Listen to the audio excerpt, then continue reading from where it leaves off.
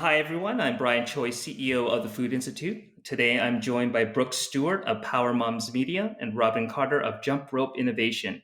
And we'll be discussing a new trend on how food companies are leveraging social media influencers in new ways for not only product research and development, but also in increasing brand awareness and sales. But before we get started, I'd like to ask all of our listeners today to share this episode within your networks. It's a huge help to us. And I wanted to thank everyone who's done so before. If you are new to the podcast, please follow, like, and share as it extends our reach, and we really appreciate it when you do so. So, with that said, I'll welcome Brooke and Robyn to the show. How are you? Excited to talk with you today. Yeah, likewise. So, to kick things off, can you both share a little bit about yourselves and about your companies? And maybe we could start with Brooke first. Sure. So I'm Brooke Stewart. My company is Power Moms Media. We have a network of about 2,500 influencers nationwide that we work with brands to put together great campaigns. I'm Robyn Carter. My company is Jump Rope Innovation, and we work with brands to understand consumer and category trends and to put those things together in service of smart, meaningful innovation, activation, and communication. Awesome. Well, I'm super excited to have you on the Food Institute podcast today. So, the first question, I'd like to talk a little bit about influencer marketing and the impact that the influencers have had in the food industry. And so, the first question is, related to an e-marketer study that I recently read, and it was predicting that brands will spend upwards of $15 billion on influencer marketing by 2022. Can you share a little bit about the factors that have led to influencers reaching this type of impact on consumer behavior? Yes. So I think there's a lot of factors that go into that type of impact that we're seeing with influencer marketing. But a few that I want to highlight is consumers want to control the content, and they can do that thanks to social media. They can decide what channels they want to download onto their phones. They can decide who they want to follow. And from there, they're really curating the content that they want to look at. So there's that. There's also that influencers are a trusted source of information. It's no longer a brand just talking to you. It's an opportunity for an influencer to give that branded message and put that out there. So I think that's a really interesting point in that we're having that trusted voice is really becoming a key component in a marketing campaign. And then the third piece is just this low cost to entry, right? It's a low barrier. A lot of brands can participate in this that may have not been able to do so with larger marketing platforms before. Yeah, I think there's also, in terms of why I think brands are turning to influencers more, there's also that trust piece, right? So we know that, um, we're sort of living through or have lived through this era of fake news and consumers really being skeptical and really wanting to scratch beneath the surface to understand like who is sending me this message, what is their intent, is it real, can I believe it? And I think we're seeing more and more consumers turning to influencers and specifically to micro influencers to deliver them trusted information. And I saw a stat from a survey from Business Wire from this time last year saying 61% of consumers are likely to trust recommendations from a friend, family member, or influencer on social platforms, while they're only 38% are likely to trust recommendations directly from a brand. So I think it's really an interesting time where, it used to be the brand was sort of in control of the message. And now it's more consumers or influencers who are in control of the message and consumers looking to those influencers as trusted sources of information. Got it. How does influencer marketing fit in the context of other traditional marketing strategies? Do you see influencer marketing gaining share relative to the other forms of marketing alternatives? Yes, I definitely do. I think it's another tool though in a marketing, person's toolkit, right? So I think that traditional marketing isn't going to go away, but there is this, moment where influencer marketing is going to take a larger share because of a lot of the reasons we just talked about. And I think that that piece of having everyone can participate in it, right? And it is that a moment to have that special opportunity where you can reach your consumer where they are, and I think that's a moment for brands that they've never been able to have before, prior to influencer marketing. Right. Yeah, that's a fascinating point. Recently, we've seen several large food companies engage influencers and celebrities to help promote their products. one example is, obviously with McDonald's partnering with musicians like Travis Scott and J Balvin, and more recently with BTS in promoting celebrity branded meals. What does this new type of celebrity or influencer marketing tell us about the way companies are reaching and engaging with their consumers? Yeah, I think it's really interesting because celebrity endorsements, right, aren't new, right? That's something that's been around for a long time, right? But I think that the way that marketers are leveraging celebrities has changed. So what we see now are celebrities sort of being integrated into what the brand is doing. So it's not just that, here's the face of this new campaign. It's what is Travis Scott's hamburger like and how do I get that, right? Because consumers, that fourth wall has kind of come down for consumers through social media. So you can interact directly with celebrities, you can see more of their daily lives, and now you can do more of what they're doing, especially when it's brought to you at an accessible price point, like something from McDonald's, right? So I think brands are being really creative about how to use celebrities in a way that that feels more meaningful and more tied to their brand than just kind of putting the face of someone, on their advertising. Yeah, and I think what's interesting too, when I thought a little bit about this new celebrity angle, is it's really what we've been doing with micro influencers for a long time now. It's right, it's creating authentic content, letting them bring this product into their home, and then asking them to use it in their real life, and then create great content around that. Right. So that's been what the assignment is sort of great influencer marketing has been for this period of time. And so what I think is so fascinating is, that works so well because it is authentic, right? It's bringing this product into their lives and you're hearing about it in a way that you're like, wow, that person's really using that. In the same way that we're seeing, okay, wow, that's really Travis Scott's meal. And so I think it's a really interesting way in which we're seeing this sort of transcend almost from the bottom up. Right. Yeah, I love your point about authenticity. And I'd love for both of you to share what, maybe define what is inauthentic marketing versus authentic marketing. And maybe even another definition is what is an influencer marketing versus micro influencer marketing. Yeah, I would say the influencer and the micro piece. So the micro influencer is really on that smaller scale, and You can read many different articles about this. It really runs the gamut of what their followers are, but I like to say they're somewhere in that several thousand followers to up to the 30 to 40K kind of thing. So that's sort of what we at Power Moms look at what a micro is, and then sort of in that 50K plus, we're looking at a more of a bigger influencer. And so then when you get to that million plus, you're really looking at that celebrity component of an influencer. So there's certainly definite tiers in there, but I would say that micro is that under 50K. Yeah, and to your question about authenticity, um, so you're asking, what is an example of something that feels authentic or inauthentic?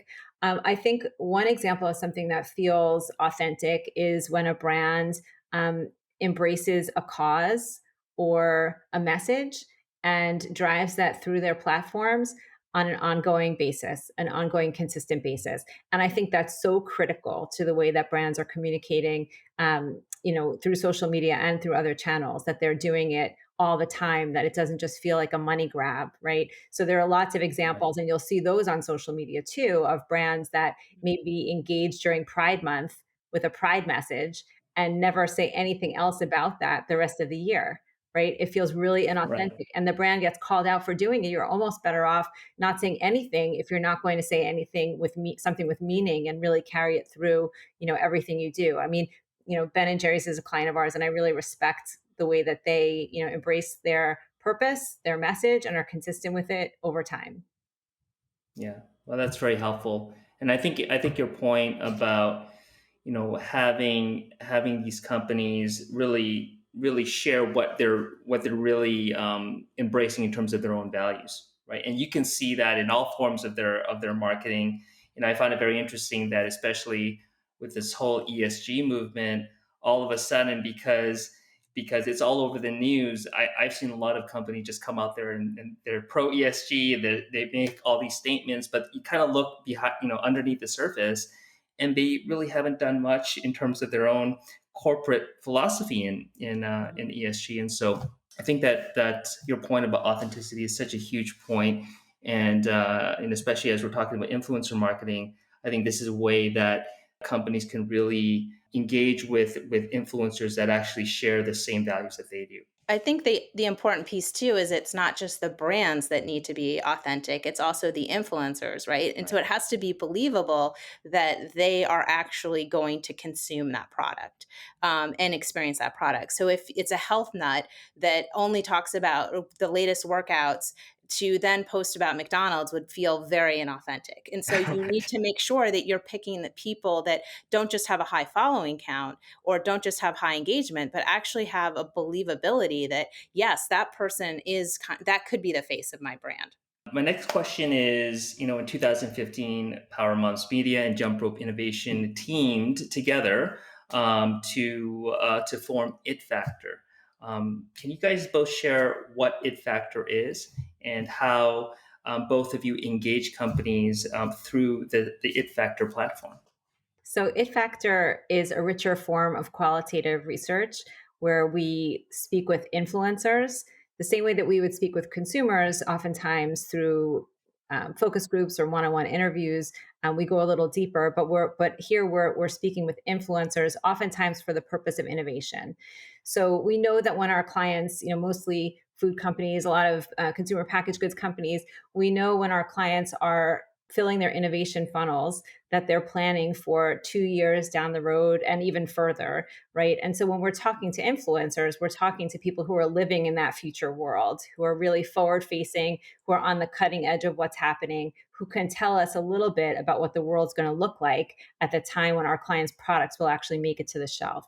So they're really super interesting. It's really super interesting to talk to influencers when we're working on innovation projects in particular, because they sort of are living in this future world. Um, when we started It Factor, it really sort of came from Brooke and I meeting each month and talking about our businesses and bringing each other new ideas and new thinking, but then thinking about this is just a really interesting audience, a really interesting potential resource for us to use for research. These influencers that have their sort of eye on the future. In addition to having their eye in the future, they're also in a constant feedback loop with their followers, right? With their tens of thousands of followers. And that's why the micro influencer piece is important, right? They're not celebrities who are sort of out of touch, maybe a little bit with what's happening at the ground level. They're real people, right? Who are really passionate about these topics. They're so engaged with their followers. They're hearing about the pain points. They understand what the new asks are. They understand how how people's lives are changing, I think, especially through this time. So being able to get their feedback about roles of brands or opportunities for brand stretch or other things like that, really valuable, talking to influencers for those reasons. And we said, let's try it, let's see what happens and how it works, and it's worked really well for our clients so far. That's great. Can you share some examples of companies or types of companies that you have worked for, particularly in the food space? So just this week, we're working with an iconic brand that's having some challenges with being relevant in our changing world as consumers are making different choices, in their diets, as sort of the population is changing. And so we're working with influencers to understand, how this brand can be more relevant in our modern world, everything from flavors to packaging to messaging and communications. And that's been really fascinating. The clients are really sort of at the edge of their seats listening to these influencer chats as they're talking about their brands. Got it. And for that particular project, Robin, how many influencers have you engaged for this particular client? So for this project, I think we've surveyed about 20 influencers, and then we have 10 engaged in our online chats. Brooke, can you share another example of a company that you guys have both worked with in the past? Yeah, so we've also worked. I think what's also interesting in this piece is while it's fascinating to get these insights right and predict the trends, we've also been able to execute marketing programs with these brands after the fact. And I think that long term relationship that we've been able to build, and a little bit of the brand being able to say, I appreciate you, I'm listening to you, you are heard, is given these influencers incredible content to create. We're seeing like incredible stuff happening and really high performing campaigns that we're really proud of. And I think a couple of examples is one, we did some work with a global candy brand where we asked influencers, it was an iconic brand, a little older, and try to revive it and create social media campaigns for them. So we had them put these together as homework assignments, come to the groups, talk about it. And some of them then came to life with some tweaks and changes after the sessions. And I think those were really interesting because the influencers felt invested in it, but the brands were also really excited to have that kind of feedback and learning from the influencers. Got it. Really fascinating, and thanks for sharing that. One of the questions I think a lot of our audience members might have is, what are some of the key performance indicators or KPIs that show the success of such programs? Yeah, that's a really interesting question, right? Because it can be all types of different, everyone kind of sets a different KPI. I think what we really value a lot is the engagement that it's getting within the community and how people are responding to it, right? So, like how they are how their followers are responding to the content that they're getting. And is it just as typical? Is it better or is it worse, right? Than an average post or content that they're putting out there. And so we look at having it be perform at least at the same level or better than what a typical content would look like, so that we feel like, okay, what does that mean to us? Well, it means that not only did the influencer do a great job with the content, but also that it really resonates with their followers. Robyn, would you like to share a little bit? For us, the measures are a little bit different, right? So when we're doing programs with influencers for research purposes, we're helping to fuel an innovation funnel that's a couple of years down the road.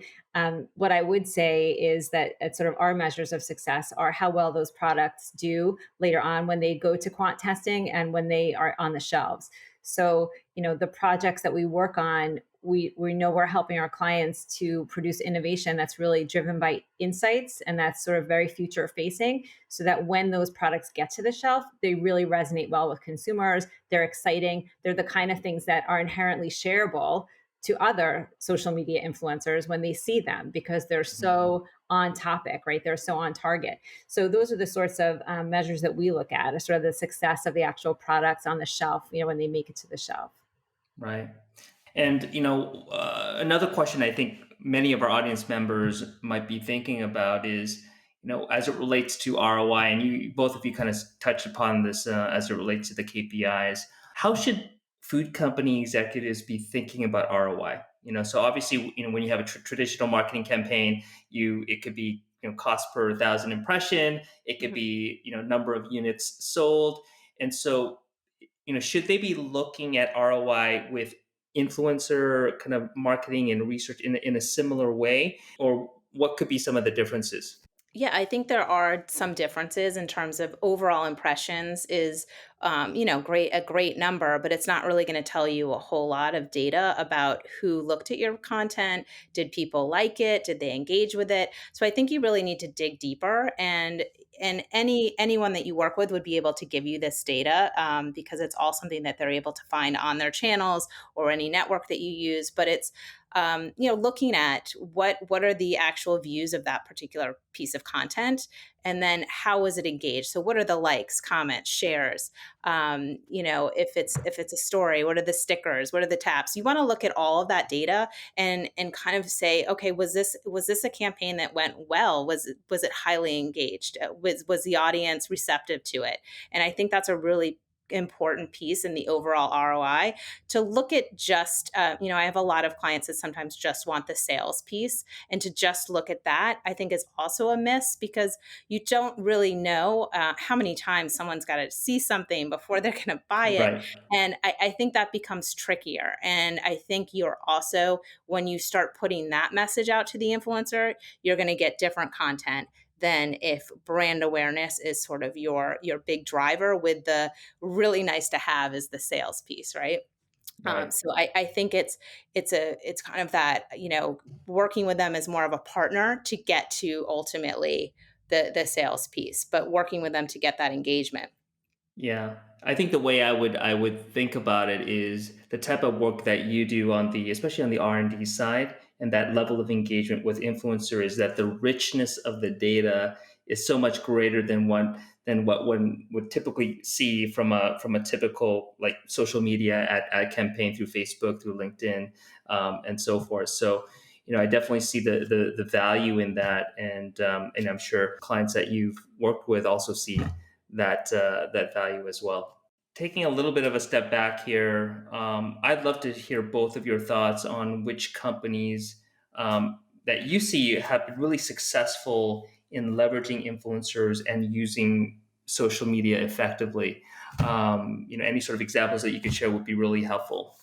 Yeah, I mean, I think kind of the common thread here, right, is that like authenticity and that communication and really talking to your customers and the influencers are also customers, right? So I think that some of the brands that I think have done a great job are Delta Airlines. I mean, they'll retweet anyone and anyone to see they're having a great day on their plane or a bad day on their plane, and they're going to try to either make it better or they're going to amplify great content and just be happy and welcoming them back into the skies. So I think it's great. It's cheerful and it's answering everybody. That's so you feel valued when you're reaching out to them as a customer. And I think in terms of a brand that I think is doing a really great job is King Arthur. They have an huge following on Instagram. I think it's close to 800,000 followers. The content's beautiful. They really have engaged with experts in their fields to create incredible recipes for them. But not only that, when you read through the comments, they're engaging not only with their customers, but they're also engaging with the influencers that have created these recipes and kind of giving them that pat on the back that they deserve. And it just feels like a really great relationship that they're able to spread out than just a one-time post. It's they're making it a longer term program, and I think they're getting that value. It continues to come around for them because of that work. And can you also share on the flip side, and not to put any food company under the bus here, but Yeah, what are some brands that have not done as great a job in influencer marketing or leveraging social media? yeah. Robin?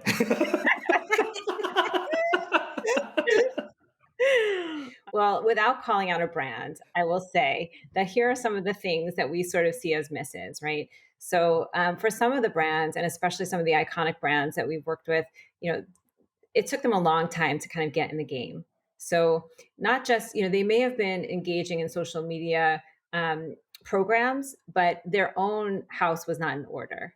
So that's job one, I think, right? Is get your own house in order, and that's good advice, right, across a lot of different areas. But I think the brands have to have their own social media channels and should be using them in an appropriate way. So they should be sharing content on a timely basis. When something is newsworthy, if they want to comment on it, to be really on time about it. So saying something a day late is worse than not saying anything at all oftentimes. So I think making sure that you're really using your own social media channels to the best of their ability. And then I think, to Brooke's point, looking for opportunities to engage in the conversation. Like, so many of the clients we work with, and again, a lot of big brands have great social listening capabilities, so they know and they understand these conversations are happening, but they're not joining them. They're worried about joining them, right? And Right. so there's an opportunity there to do better by becoming part of these conversations, whether you're leading the conversation yourself from your own channels, or whether you're looking at the people you're working with and commenting, and retweeting and reposting things. I think there are a lot of opportunities for brands to do more there too. Got it. All right. Great answer. So, if a company wants to start the process of engaging with influencers, what are some pointers that you can share with our audience members? Yeah, I would say jump in. It's free, right? It's free, like Robin said, to start this dialogue, to start interacting with influencers on their social channels, to follow people and reshare content that is relevant to your brand. So I think all of that is like, how do you jump in and do it without costing you anything? That's certainly step one. And a lot of what Robin shared earlier. I think in terms of when you do decide, okay, I want to do a campaign with influencers, then moving forward, finding those people that are believable, that they are authentic brand ambassadors. And then once you found them and they've created this great content with you, share it. I can't tell you how many times that we've created these great campaigns and the brands don't share it. It just dies there. And I think that's such a miss, because not only is it free content for these brands, I mean, they've paid for it, but it's additional content that they can now share. But it also says to the influencer, I respect you. Thank you for doing this great job. And you know what? I bet next time when you share their content and thank them for their work, they're going to do something for you for free, because they want that relationship. And I think it's just like anything in life, right? You just need to kind of finesse that a little bit. And influencers are the same way. Yeah, and from a research perspective, I think engaging influencers early on in the process, so helping influencers to understand, tapping influencers to help you understand, how is your brand being perceived? Are you being perceived as part of the conversation? Do people know what you're even doing? Because maybe there's innovation out there that you're just not amplifying. So there's an opportunity, to engage influencers to learn about that. Like, hey, I didn't know that you guys were doing these things, but now that I know, I would love to be able to share that content. Or have you thought about sharing it in these ways? So I think, first of all, using influencers to understand what you can be doing better with what you already have, and then using influencers for their ability to be predictive. So, what do you see coming? What are the emerging pain points or the questions that you're getting from your followers? Where do you see the trends going? So, being able to kind of you put that lens on things, early on in the innovation process can be really helpful and meaningful. And then, to Brooke's earlier point, you have these influencers then who are really invested in your brand, who understand, what your brand is about, and are trying and feel invested in the success, right, of your product. So they're likely to talk about your product or your brand,